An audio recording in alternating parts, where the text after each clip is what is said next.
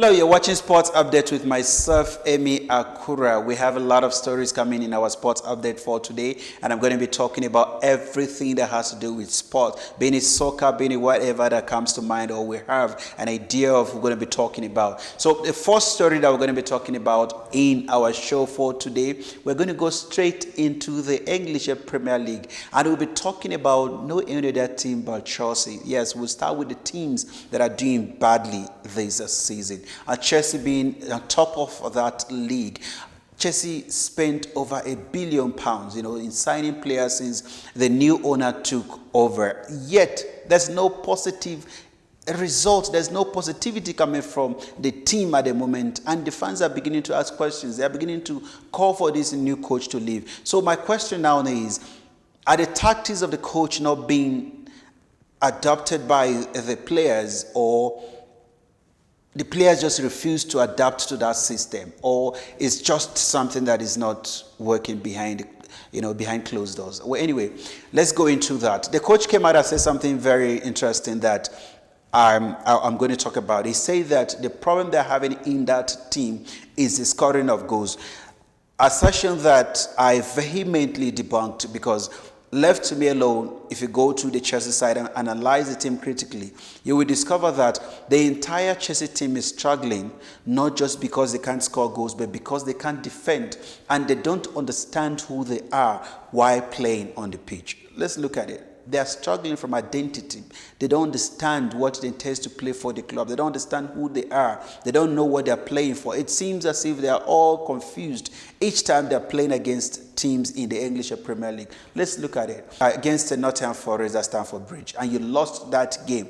Nottingham Forest, of all people, a team that came from relegation. These are teams that Chelsea is supposed to be actually getting 3 guaranteed points from. They are dropping points against this team. They played against West Ham. West Ham went a man down and were able to beat Chelsea 3-1. Do you know why? It was the character. It was the mentality of the West Ham players. They believed in themselves. They believed that they can actually get a positive result despite the fact that they have one man down, and they went ahead and won that game. Chelsea also played against Aston Villa. Usually, the Chelsea that we knew under Abramovich, this is a team that were beating Aston Villa 7, 8, 6 at some point, 4-0 at some point. Yes, you can argue though that everything is evolving. Yes, I agree with you. Even in soccer, a lot of people are now signing players, spending millions of pounds signing players. But then Chelsea is also ahead in signing players. So why are the players not giving the fans what they are looking for? So to me, I feel the problem of this team is not just about scoring goals. The entire team, the defending. If you cannot score goals, defend. Right? Jose Mourinho says something very interesting, that Pep set up his team in such a way that when they are without the ball, they do very well. They defend without the ball. So if you have a team that everyone is afraid of, it's a team that even when they don't have the ball, it's difficult to penetrate them. Even when they have the ball, they are dangerous. They are more dangerous. That is a team that we are talking about, and it is the reason why Pep is winning with this Manchester City side. But if you come to Chelsea right now, nobody is afraid of them. Nobody is scared of going. Nobody is even afraid of going to Stamford Bridge to get result, because of the way the players are playing. And that goes down to the mentality and the mindset of these players. Now, moving to another team in the English Premier League that we're going to be talking about that is also struggling, is having similar problem to that of Chelsea. It's no other but Manchester United. Yes, Manchester United, since Alex Ferguson left, they've been struggling. I tell you this. Jose Mourinho came to Manchester United and he said something after he left. He said, finishing second on the table with this team was the greatest achievement. And the English press, as usual, wanted to kill him. They were saying a lot of things. That how can you say that? How can you have the likes of Pogba? How can you have all the likes of Lukaku, all these players, and you will say you finished second is an achievement? He won Europa, remember? He won the League Cup with that team. And a lot of people were actually criticizing him. But Mourinho, after he left, they discovered that most of the things that he said were right, because right now teams are struggling to even qualify for Champions League with this team. That shows that the mindset, the winning mentality that Mourinho brought to that team actually worked for them. But right now, Mourinho, this Manchester United team, they are struggling. They fired a lot of coaches. They hired a lot of coaches. They're beginning to, behave like Chelsea. Yet nothing positive is coming out of it. Recently, Eric Ten Hag being hired as a coach, and when he came in, there were a lot of hypes usually from the English media about Manchester United. You know how they are. When they like a team, they hype that team. When they like a player, they hype that player. So there were a lot of hype here and there about Ten Hag coming in, trying to stamp his authority, trying to make sure that he implements ideas that is going to transform the entire team and make Manchester United a team that everyone will be afraid of. Well, I can tell you this, the same media is coming back now, changing some of their stories, right? They're coming back now to say that it seems this guy is not getting it right. Why is he not getting it right? It's not about a coach sometimes, right? I understand as a leader, it is your responsibility to make sure that you motivate your followers to do what you're asking them to do. But trust me, majority of the problem is about the followers. When the followers are not giving you as a leader what you are looking for, believe you me, you won't get it. It's the truth. Brian Jones says something. He's saying that the employees are the ones who actually drive the growth, right? But the company reports the growth. If you know what I mean. Because if you look at the players, they are the ones who are doing all the job. Yes, the coach is there to motivate, but the players are the ones to do the job. So why is it that whenever there is a problem, the coach is the first to be touched? Because he is a leader, right? You will argue that. But to me, I will hold the players responsible, because when your mindset, your mentality is not right, believe me, there's nothing you will do that will yield a positive result. And that is what is happening in Manchester United right now. We've seen the case of Sancho, who went on social media and started criticizing the coach. And when the coach asked for an apology, he refused to give it to him. Right now, he's been banished. He's playing in the junior team. His fellow teammates are saying, please go and apologize to coach so that they can bring you back to the team. But he's saying, no, he doesn't want to apologize to the coach. So you can see the mindset of the players. It's not always about the leaders. It's about the followers as well. So the players are the ones who are putting these coach in a precarious situation, and right now Manchester United is not getting results. They went away, they played against Burnley, and everybody was so excited that Manchester United won against Burnley, 1-0 against Burnley. I mean, come on, man. That was not just a result that we should be celebrating when it comes to a team like Manchester United. This is a global team, and for you to be celebrating a performance like that, where Burnley missed a lot of chances. If not, they were going to actually draw that game and then deny Manchester United of getting a positive result from that game. So they are struggling right now in the team, and believe you me, a lot of opposite fans from other teams are rejoicing because Chelsea and Manchester United are going through a lot. All right, now let's move to another team. We'll go to a match that took place over the weekend, and that was the match between Arsenal and Tottenham Hotspur. Arsenal, they took the lead. The Tottenham equalized. They took the lead again. Tottenham saying, no, you're not going to get something out of this game. We must make sure we catch you guys. And they immediately equalized. And the media came out, and some of them, some of these guys, I don't know why they're paying them to say some things that are so bizarre, Somebody came out and said that because the coach was jumping on the touchline, shouting too much, the players could not concentrate, and they considered the equalizing goal from Tottenham. But how do you even begin to imagine a normal human being saying that, about a coach? What is the responsibility of a coach? A coach is there to motivate, and in ways that he's going to motivate, we have different methods of doing that. A coach can decide he's going to be animated all through the game on the touchline. We've seen that with Pep Guardiola. We've seen that with Arsene Wenger kicking the water bottle. We've seen a lot of coaches doing things on the touchline when the players are actually not giving them what they are looking for. So what would you say is because of the coach who was jumping on the touchline, the players were not concentrating? His only mindset and attention was for the players to make sure they do the right thing, and he was doing just that. And we saw that, in that game, although I'm not saying that was the reason why, but I'm just telling you what the media is talking about. And Tottenham Hotspur equalized that game. They started very well this season. I actually thought they were not going to do well because the their talisman left in the person of Harry Kane, who went to Bayern Munich. But Son took that responsibility very well. He is now the captain and he's doing it, and he's also scoring. He scored the equalizing goal, and that to me was a fantastic performance from Tottenham Hotspur. Don't write these teams off. Anything can still happen in the league, but Arsenal is in the building process. Arteta has been given the opportunity to build a team, and he's trying to build it.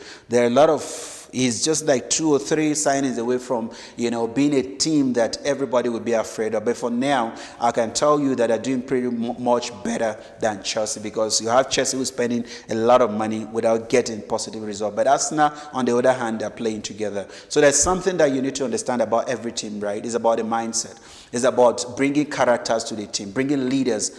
It's not just about players who are exceptionally good. It's about players who have the winning mentality. It's about the players who have a mindset, a winning mindset, the players who can fight for each other. It's not about individual display of skills. It's about team cohesion, coming together to play as a team and fighting for one another. Those are the things that can give you a league. Leicester City did it in 2016. We saw them win the Premier League. Players that were not known, some of the obscure names that after that we started hearing about them, But believe you me, the mindset that they had was something that is working for them, which is the reason why Chelsea is struggling, the reason why Manchester United is struggling, because they don't have leaders.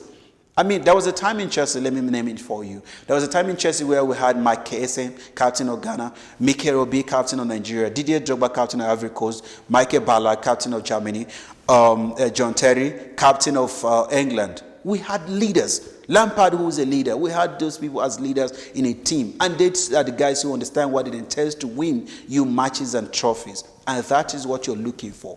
So for me, teams like us now feel they are heading towards the right direction. They are building a team that in future they might be able to win the Premier League or possibly win the Champions League. I know a lot of people are not going to agree with me, but it is what it is, and I believe that is what Mikel Arteta is doing in Arsenal. Another story that I'm going to be talking about is a very sad story indeed. This guy created a lot of great memories last season. These guys broke records last season. This guy gave everything to this club that a lot of us Africans here, we love soccer so much to a point where when we see one of us doing very well in Europe, we support that team because of that player. And I'm talking about no other person but Victor Osimhen. This guy, a story is emanating on social media of his own team that he played for, a team that he gave everything for, a team that he won the league for the first time in 33 years, mocking him on social media. How do you do that? Who does something like that? Where is that even coming from? Who are the people behind the social media of this great club? Who are the people who have decided to tarnish the image of this club and this young man who gave everything for them? Remember last season, Saudi Arabia came with a lot of money to sign this guy, but for the love of the club and what he has done and achieved for this club, he decided to stick with them. And in order for him to receive love from them, he is now receiving insult, receiving abuse online from his own club. Was that site, or what was that hacked, or is just I don't understand. I'm trying to understand this story, because the stories coming out now is that Osimhen has decided to delete everything that has to do with Napoli on his page, social media page. And we can only hope and pray that they'll be able to resolve this issue amicably. But I can tell you one thing. I don't see the way back from this, because how do you begin to explain? How do you begin to talk to him about the things that you did, as a club that he loved and as a club that he has given everything for? It is actually a very sad story, and I just pray that he'll be okay wherever he is. I heard there's going to be legal actions that will be taken against the club, which is within his rights to do that. All right, we have come to the end of the first half of the show, and I'll be taking a short break. And when we come back, we're going to be talking about some of the stories that are trending in the world of sports. Stay tuned.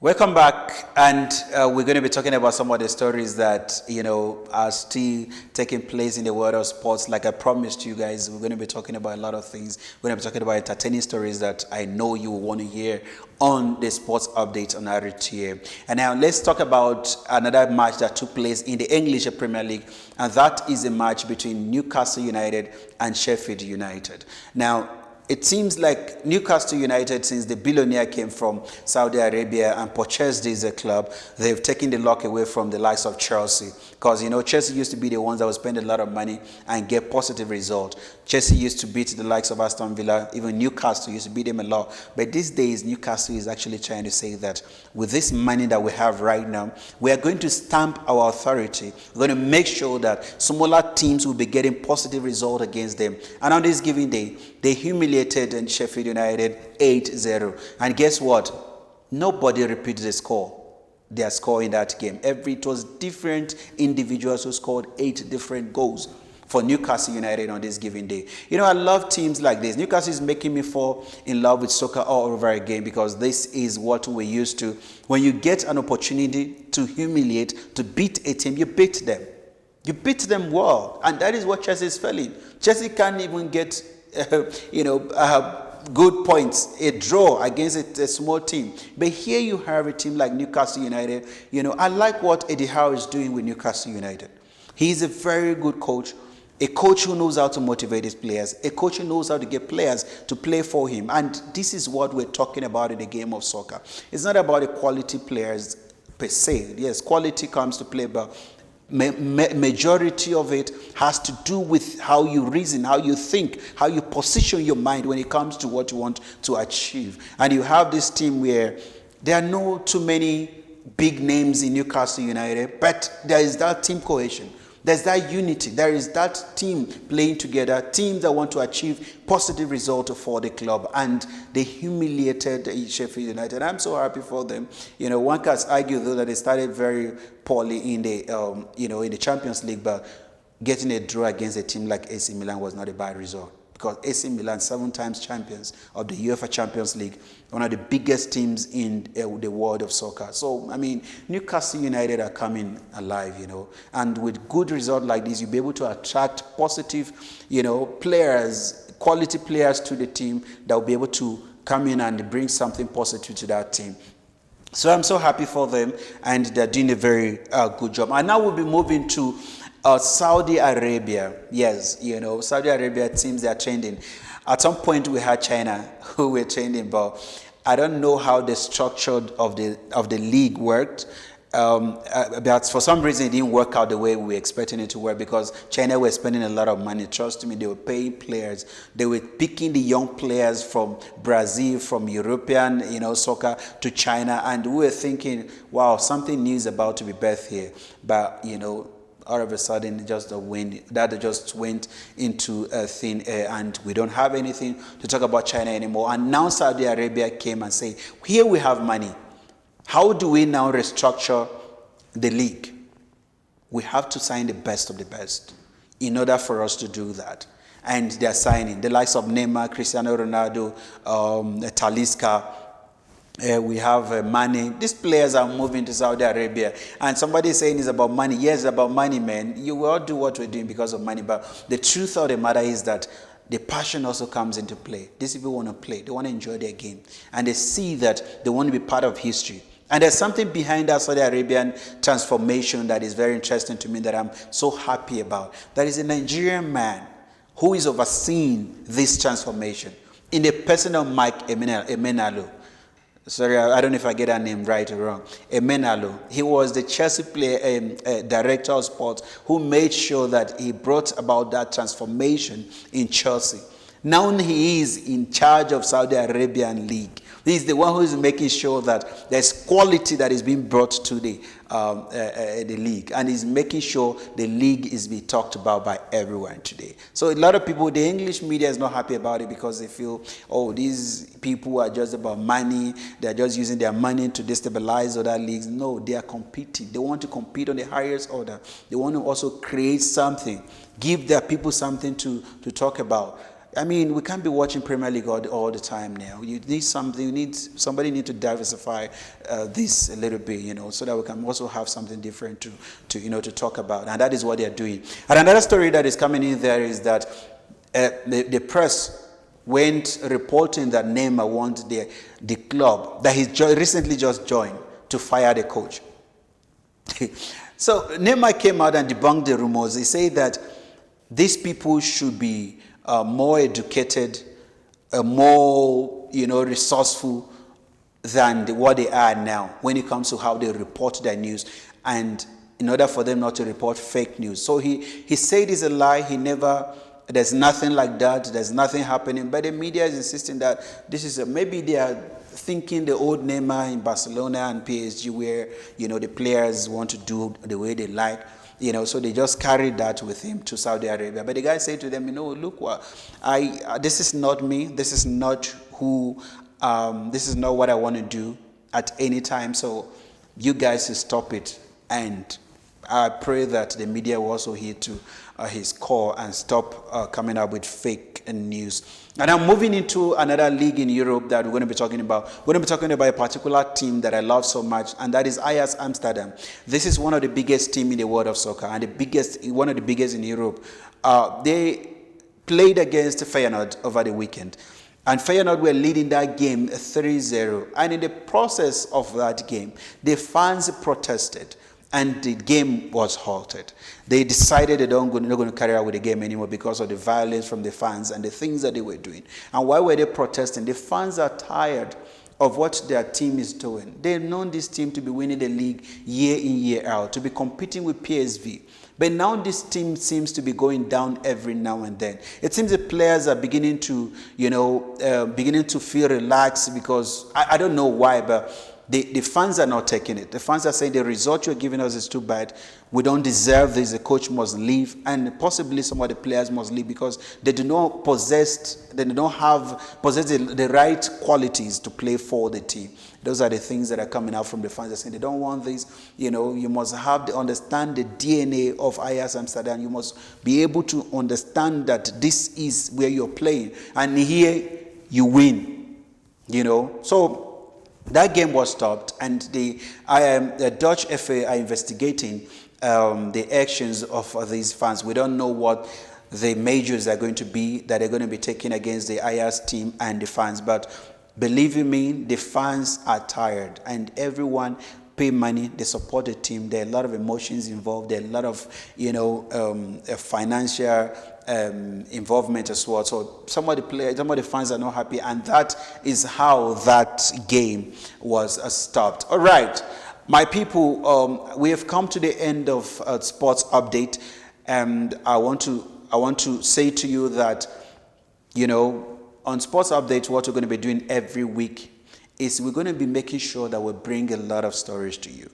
Being it soccer, being it golf, being it tennis, being it whatever it is, any story that we have that we are well equipped and informed about, we're going to be talking about it and we're going to be bringing it to you because we don't want you to miss anything. We want to make sure that you are part of this entertainment. It is something new that has been birthed on RTM, and I am happy and privileged to be the one that will bring these to you as your anchor. I want to appreciate each and every one of you for your support.